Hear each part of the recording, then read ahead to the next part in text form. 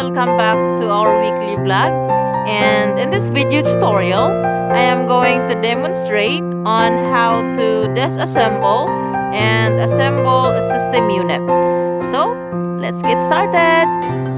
In disassembling and assembling a system unit, you should have at a minimum small and medium-sized Phillips and flat screwdrivers, and also the anti-static kit, which consists of a rubberized mat and a wrist strap. So to start with, you have to turn off the computer and unplug all the power cords.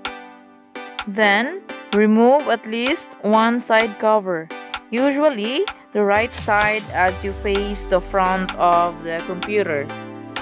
Then disconnect all the connectors.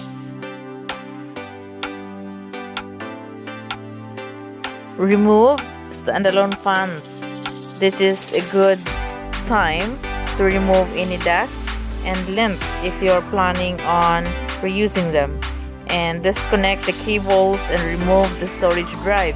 Generally, storage drives are held in place by multiple screws. If you have a hard drive, be gentle when moving the drive, as hard bumps can damage the internal parts. And remove the memory RAM modules. Then remove the power supply unit by unplugging the remaining connectors, then unscrewing the unit from the frame.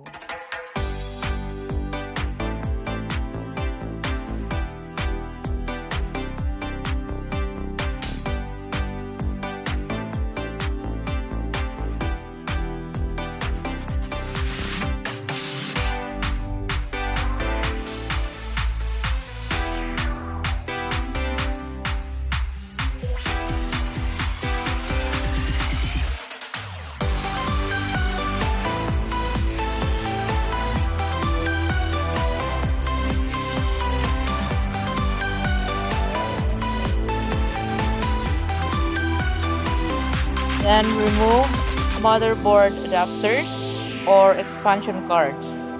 Then remove the motherboard.